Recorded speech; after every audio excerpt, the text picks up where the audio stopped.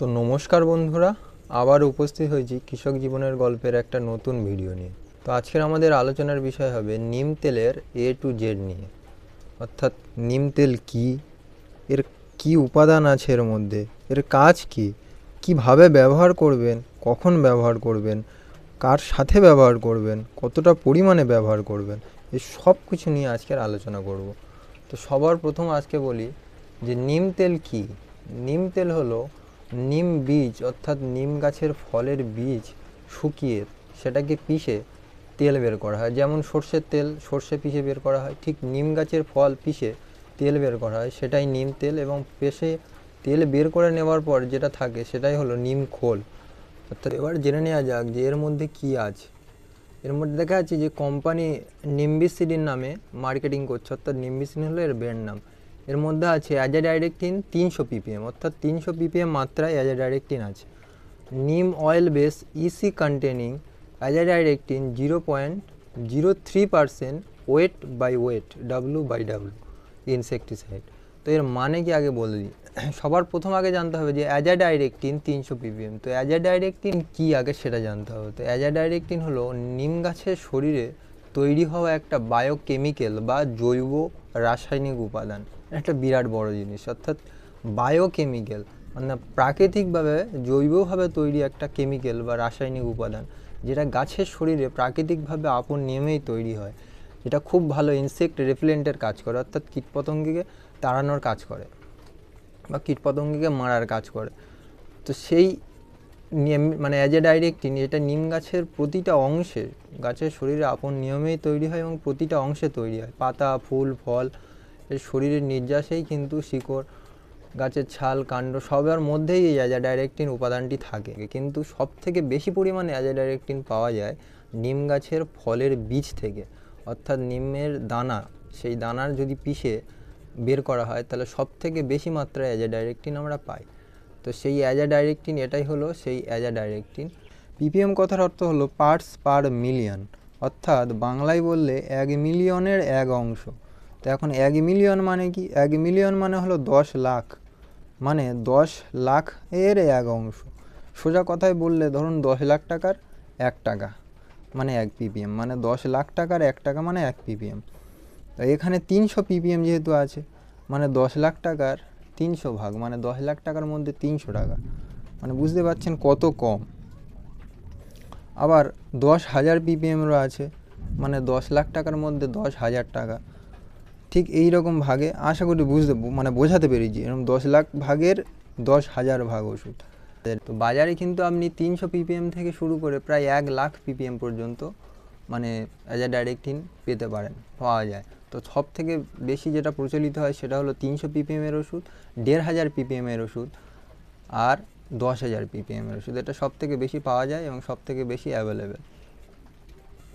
তো বন্ধুরা, এবার একটা খুব ইন্টারেস্টিং জিনিস দেখাচ্ছি, ভালো করে শিখুন এটা। জিনিসটা কোথায় ভুল হচ্ছে। এটা দেখুন স্ট্যানিশ কোম্পানি, এটাও স্ট্যানি, অর্থাৎ দুটো কিন্তু একই কোম্পানি, দুটো কিন্তু একই কোম্পানির ওষুধ। এটা লেখা আছে নিম্বিসিডিন, এটাও নিম্বিসিডিন, একই কোম্পানির একই নামে ওষুধ কোম্পানি ছেড়েছে, শুধু উপরের কিছু প্যাকেজিংটা একটু নামটা একটু চেঞ্জ করেছে। যেটা অ্যাজাডাইরেক্টিন 300 ppm এর উপরে লেখা আছে, এটা কিন্তু লেখা নেই। বাকি এর নিচে যে উপাদানগুলো লেখা আছে সেটা কিন্তু এখানে লেখা আছে। তো সব ঠিকই আছে, কিন্তু দুটো কোম্পানি একই, দুটো ওষুধের পরিমাণও একই, এটাও 100 ml এর শিশি, এটাও 100 ml এর শিশি, দুটোর উপাদানও একই, দুটোর মধ্যে ওষুধের পরিমাণও একই, দুটোই 300 ppm এর ওষুধ। তাহলে দুটোর কেমিক্যালের মধ্যে এই যে একটা দেখুন সবুজ মার্কা, একটা ব্লু কালার বা নীল মার্কা, এটার কারণ কি? দুটোর ওষুধ যদি একই হয়, দুটোর ক্ষমতা যদি একই হয়, দুটোর বিষক্রিয়া তো একই হবে। তো নীল এই কালারগুলো হলো বিষক্রিয়ার মানে চিহ্ন, মানে বিষাক্ত ওষুধের বিষক্রিয়ার তীব্রতা বোঝাতে এই মানে এই মার্কগুলো, এই কালার মার্কগুলো বোঝানো হয়। যেমন সবুজ মানে সব থেকে কম বিষাক্ত, নীল মানে তার থেকে একটু বেশি, হলুদ মানে তার থেকে আরও বেশি, আর লাল মার্কা ওষুধ মানে সব থেকে বেশি বিষাক্ত ওষুধ। তো এখানে কিন্তু একই কোম্পানির একই ওষুধের একই পরিমাণের ওষুধের কৌটোর পিছনে মানে এরকমই কেন দুটো আলাদা মার্কের ওষুধ দেওয়া আছে এখানে, এটা কিন্তু বোঝার দরকার। কারণ প্রথম যেটা দেখছেন এই সবুজটা, আর দ্বিতীয় যেটা দেখছেন নীলটা, এটার মধ্যে এই সবুজের মধ্যে কোনো রকম কেমিক্যালের ব্যবহার করা হয়নি, অর্থাৎ এটা কিন্তু সম্পূর্ণরূপে পরিবেশ গাছপালা এবং মানুষের পক্ষে উপকারী, সম্পূর্ণ অর্গানিক বলতে পারেন। কিন্তু দ্বিতীয় ওষুধটা যেটা ব্লু কালারের মার্ক, এটা কিন্তু এটার তুলনায় সবুজের তুলনায় একটু বেশি পাওয়ারফুল, কারণ এর মধ্যে এমন কিছু কেমিক্যাল উপাদান মেশানো হয়েছে এইটার পাওয়ার বেশি বাড়ানোর জন্য, যে এটার পাওয়ার অনেকটাই বেড়ে গেছে, গিয়ে এটার ব্লু মার্কের হয়ে গেছে। কারণ কোম্পানি এটা করতে পারে না, এমন কিছু কোম্পানির নিয়ম আছে লাইসেন্সের অনুযায়ী যে বিষক্রিয়ার মাত্রা এতটা পরিমাণে গেলে যে তার কালার মার্ক চেঞ্জ করতে হবে। তাই এটার বিষক্রিয়ার মাত্রা এতটাই বেড়ে গেছে কেমিক্যাল মেশানোর পর যে গ্রিন কালারের মার্ক আর কোম্পানি করতে পারেনি, এর থেকে বেশি হয়ে গেছে। তাই জন্য এখানে কোম্পানি ব্লু কালারের মার্ক করে করতে বাধ্য হয়েছে। কারণ কি? কারণ এটা নিয়ম, মানে সরকারি নিয়ম, এটা করতেই হবে। আপনি দুটোই ব্যবহার করতে পারেন, কিন্তু একটা বলবেন সম্পূর্ণরূপে পরিবেশের পক্ষে মানে উপকার, কোনো ক্ষতি করে না, এটা কিন্তু সামান্য হলেও পরিবেশের ক্ষতি করে। হতে পারে এটা জৈব ওষুধ নিম তেল, তবুও কিন্তু এটা পরিবেশের পক্ষে ক্ষতিকর। তবে এটা যেহেতু পাওয়ার বেশি হয়ে গেছে, তাই এটা যদি 100 ml, এটা কিন্তু 50 থেকে 60 টাকায় আপনি মার্কেটে বা দোকানে পেয়ে যাবেন। এই ব্লু মার্কের এই ওষুধটা কিন্তু ডবল দাম, প্রায় 100 থেকে 120 টাকা আপনি মার্কেটে পাবেন, এবং দুটোর ডোজও কিন্তু সেম, কিন্তু এর পাওয়ারটা যেহেতু বেশি তাই কোম্পানি এর দামও ডবল করে দিয়েছে। এই জিনিসটা কিন্তু বুঝেছেন। তো বন্ধুরা, এবার আসি এর ব্যবহারে। দেখুন, সবথেকে বড় জিনিস হলো নিম তেলের ব্যবহারটা অনেকেই জানে না, সঠিক ব্যবহার কীভাবে ব্যবহার করলে আপনি কাজ পাবেন ভালো। তো সবার প্রথম আপনার যে কোনো গাছে এটা কিন্তু ব্যবহার করা যেতে পারে, সব গাছেই। তো সবার প্রথম কিন্তু গাছের চারা বের হওয়ার পর থেকেই সবার প্রথম কিন্তু আপনি নিম তেল ব্যবহার করবেন। তার 3 থেকে 4 দিন পর আপনি যে কোনো কম দামি ওষুধ, যেমন ইমিডাক্লোরোপিড, অ্যাসিটামিপ্রিড, থায়োমিথাক্সাম বা ফিপ্রোনিল, অ্যাসিফেট, যে কোনো কম দামি রাসায়নিক ওষুধ সেগুলো ব্যবহার করবেন। তার 3 থেকে 4 দিন পর আবার ঘুরিয়ে নিম তেল ব্যবহার করবেন। তার 3 থেকে 4 দিন পর আবার ঠিক ওরকমই নিম তেল ব্যবহার করবেন। এইভাবে যদি আপনি ঘুরিয়ে ফিরিয়ে ব্যবহার করেন, আর প্রতিবারে যে রাসায়নিক ওষুধটা ব্যবহার করবেন সেটাও কিন্তু ঘুরিয়ে ফিরিয়ে দেবেন। অর্থাৎ একবারে থায়োমিথাক্সাম দিলেন, পরের বারে ইমিডাক্লোরোপিড দেবেন, পরের বারে ফিপ্রোনিল, মানে এইভাবে যদি ব্যবহার করেন তাহলে আপনার গাছে মানে ধারেও পোকা আসবে না। মানে রাসায়নিক ওষুধটা যখনই ব্যবহার করবেন তার সঙ্গে কিন্তু স্টিকার বা আঠা মিশিয়ে ব্যবহার করবেন, আর বিকেলবেলা কিন্তু ব্যবহার করবেন। কিন্তু বাকি যে নিম তেলটা যখন শুধু ব্যবহার করবেন তার সঙ্গে কোনো আঠা বা মেশানোর দরকার নেই, কারণ নিম তেল নিজেই একটা স্টিকারের মতো কাজ করে। এইবারে বলি যে আপনার বাগানে ধরুন পোকা লেগে গেছে, বা পোকা আপনি হাজার হাজার টাকার বিষ মেরেও পোকা ছাড়ছে না, তাহলে বুঝতে হবে মানে আপনি খুব দামি দামি ওষুধ মেরেই যাচ্ছেন, পর মেরেই যাচ্ছেন, কিন্তু পোকা ছাড়াতে পারছেন না। আমি সেই সময় বলবো আপনি যে ওষুধটা ব্যবহার করছেন সেই ওষুধটা ব্যবহার করুন, তার সাথে প্রতি লিটার জলে যে 1 ml এই নিম তেলটা নেবেন। এটা কিন্তু ডোজ হলো 2 ml প্রতি লিটার জলে, কিন্তু আপনি নেবেন এটা 1 ml প্রতি লিটার জলে। ওর সঙ্গে মেশাবেন, একসঙ্গে ভালোভাবে মেশানোর পর বিকালবেলা আঠা মিশিয়ে এটা দেবেন। যদি আঠা নাও পান নাও দিতে পারেন, কারণ যেহেতু বললাম নিম তেলের সঙ্গে আঠা দেওয়ার দরকার নেই। তো এই দুটো যদি মিশিয়ে আপনি দেন, আপনি দেখবেন 100% রেজাল্ট পাবেন। আর যেটা ছোট ছোট যে কম দামি ওষুধগুলো বললাম, ইমিডাক্লোরোপিড, থায়োমিথাক্সাম, অ্যাসিটামিপ্রিড, এগুলো বলে অনেকে যে কাজ করে না। ওষুধ সবই কাজ করে, শুধু কাজ করার পদ্ধতিটা আপনাকে জানতে হবে। এইভাবে একটা জৈব, একটা রাসায়নিক, একবার জৈব, একবার ওই কম দামি রাসায়নিক, এগুলো ঘুরিয়ে ফিরিয়ে দেবেন। মাঝখানে এইভাবে জৈব ওষুধগুলো মিশিয়ে দেবেন। মানে একটা জৈব ওষুধ একবার মারলেন, একবার রাসায়নিক ওষুধ, তারপরে আবার জৈব ওষুধ, আবার রাসায়নিক ওষুধ, এইভাবে ঘুরিয়ে যদি মারেন, বা মাঝে মাঝে সেই রাসায়নিক ওষুধের সঙ্গে এই নিম তেলটা যদি মিশিয়ে মারেন, তাহলে আপনার বাগানে পোকা থাকবেই না। আর পোকা থাকলেও তার ক্ষমতা থাকবে না গাছের পাতা খাওয়ার। এবারে বলি যে কাজ কিভাবে করে। দেখুন, এর কাজ হচ্ছে কি, এরা কিন্তু ডাইরেক্ট নিম তেল পোকাকে মারে না, এটা কিন্তু পোকাকে ইরিটেট করে দেয়। মানে পোকা নিমের গন্ধের জন্য গাছের পাতা খেতে পারে না, তিতো ভাবের জন্য পাতা খেতে পারে না, না খেয়ে পোকা দুর্বল হয়ে যায়, তারপর আস্তে আস্তে কিন্তু মারা যায়।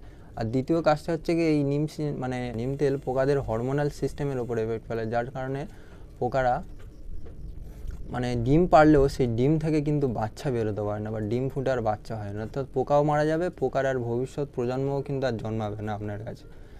এইবারে বলি এরা কোন কোন পোকার উপরে কাজ করে। এমন কোনো পোকা নেই যে পোকাকে এরা কাজ করে না, অর্থাৎ সমস্ত ধরনের শোষক ও লেদা সব পোকার উপরেই কিন্তু কাজ করে।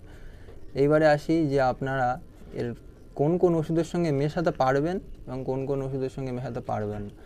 সমস্ত ধরনের ওষুধের সাথে মেশানো যায়, ঠিক আছে। শুধু একটা কথা খেয়াল রাখবেন, কিছু ছত্রাকনাশকের সাথেও মেশানো যায়, যেমন কার্বেন্ডাজিম, ম্যানকোজেব। কিন্তু ওই একটা কথাই খেয়াল রাখবেন, কোনো রকম ছত্রাকনাশকের সঙ্গে মেশাবেন না। মানে মেশানো যায়, কিন্তু আমি বলবো মেশাবেন না। শুধুমাত্র সব ধরনের ইনসেকটিসাইড বা কীটনাশকের সঙ্গে যদি মেশাতে চান তো মেশাবেন, কোনো রকম ছত্রাকনাশকের সাথে মেশাবেন না, বা সালফার গঠিত কোনো রকম অনুখাদ্য মানে যাতে সালফার আছে এরকম কোনো নিউট্রিয়েন্ট তার সাথে মেশাবেন না। তাছাড়া আপনি সবসময় সবার সাথে মিশিয়ে ব্যবহার করতে পারেন। আপনারা কখন এটা ব্যবহার করবেন বা গাছে কখন দেবেন, তো নিম তেল জাতীয় ওষুধের সঙ্গে কোনো স্টিকার মেশানোর দরকার নেই, যেহেতু এটা তেল জাতীয় ওষুধ হওয়ায় গাছের পাতার ওপর সহজেই লেগে যায়, ঠিক আছে, এর সঙ্গে কোনো স্টিকার মেশানোর দরকার নেই। আর ইসি ফর্মুলেশান যেহেতু ওষুধটা তৈরি, তাই ইসি ফর্মুলেশানের যে কোনো ওষুধ পাতার উপরের আস্তরণ ভেদ করে খুব সহজেই পাতার মধ্যে ঢুকে যায়, মানে খুব তাড়াতাড়ি গাছের পাতার উপরে লেগে যাবে এবং খুব সহজেই পাতার আস্তরণ ঢুকে মানে পাতার আস্তরণ ভেদ করে গাছের শরীরের ভিতরে ঢুকে যাবে, গিয়ে তাড়াতাড়ি কাজ করা শুরু করে দেবে। এই ইসি ফর্মুলেশনের যে কোনো ওষুধের এই একটা ভালো গুণ আছে, কিন্তু মানে আমি বলেছি কীটনাশকের সঙ্গে মেশাতে পারবেন, কিন্তু এমন কোনো কীটনাশকের সঙ্গে মেশাবেন না যেটা খুব তেল জাতীয় পদার্থ, এরকমই কোনো তেল জাতীয় ওষুধের সঙ্গে মেশাবেন না।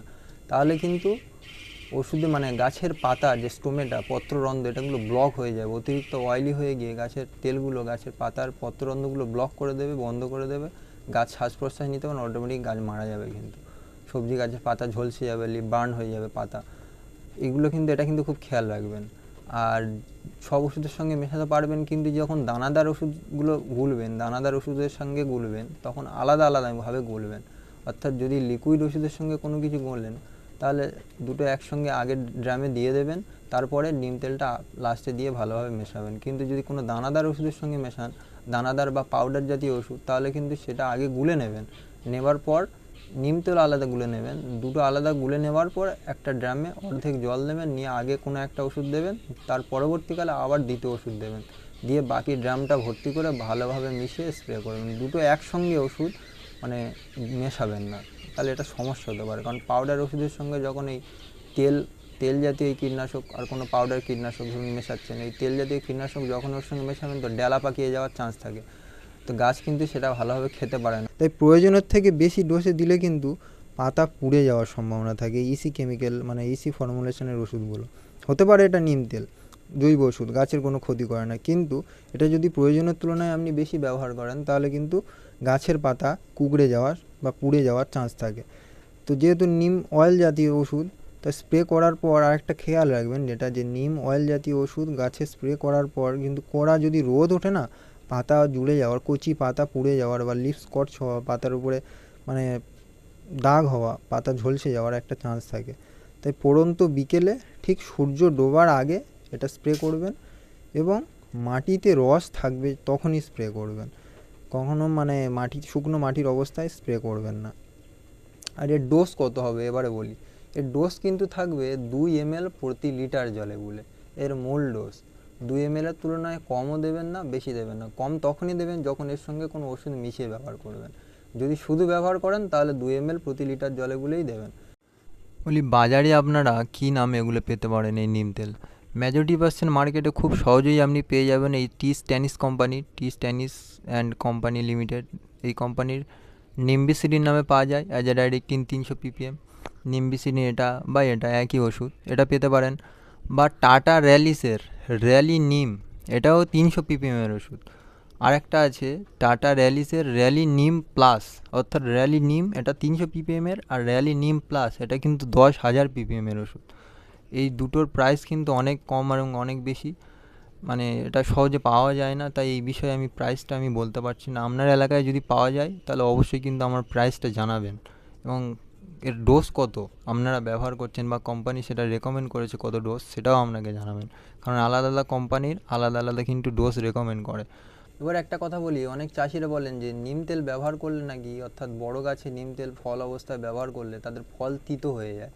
এটা কিন্তু ঘন ঘন মানে ফল আসার পর যদি আপনি বেশি ppm এর নিম তেল ব্যবহার করেন, মানে বেশি পাওয়ারফুল নিম তেল ব্যবহার করেন এবং খুব ঘন ঘন ব্যবহার করেন, তাহলে কিন্তু ফল তিতো হয়ে যাওয়ার সম্ভাবনা থাকে। কিন্তু আপনি যদি কম ppm এর নিম তেল ব্যবহার করেন ফল আসার পর এবং একটু পাতলা পাতলা ব্যবহার করেন, তাহলে কিন্তু ফল তিতো হওয়ার চান্সটা হয় না। আপনি ছোটো গাছ, যখন গাছ ছোটো থাকবেন তখন একটু বেশি ppm এর নিম তেলগুলো ব্যবহার করবেন, অর্থাৎ গাছের জন্ম থেকে শুরু করে সেই ফুল আসার আগে পর্যন্ত আপনি একটু 1,500 ppm বা 10,000 ppm এই নিম তেলগুলো ব্যবহার করবেন। এদিকে আবার গাছ তিতো হয়ে থাকবে, সেটাই আমাদের লাভ। ফল আসার আগে পর্যন্ত গাছ তিতো হয়ে থাকলে গাছে ফলের আক্রমণ মানে গাছে পোকার আক্রমণ খুব কম হবে। কিন্তু যখনই ফল আসার পর মানে ফুল থেকে যখন ফল আসবে তখন কিন্তু আস্তে আস্তে কম পিপিএম এই ধরনের 300 পিপিএম এই নিম তেলগুলো ব্যবহার করবেন। তাহলে কিন্তু ফলও তিতো হবে না, অথচ পোকামাকড়ের আক্রমণও আপনার কাছে কম হবে। এই জিনিসটা যদি খেয়াল রাখেন দেখবেন আমার ফল তিতো হবেই না। তা আশা করি মানে ভিডিওটা বুঝতে পেরেছি। ভিডিওটা থেকে যদি অনেক কিছু নতুন শেখালাম আমি, যদি নতুন কিছু একটু শিখে থাকেন তাহলে অবশ্যই চ্যানেলটা সাবস্ক্রাইব করবেন, ভিডিওতে একটা লাইক করবেন, আর আপনারা কি জানতে চাচ্ছেন সেটা আমাকে কমেন্ট করে জানান। আরও অনেক অনেক নতুন কিছু শেখাবো, অনেক নতুন কিছু। ভালো থাকবেন, ধন্যবাদ।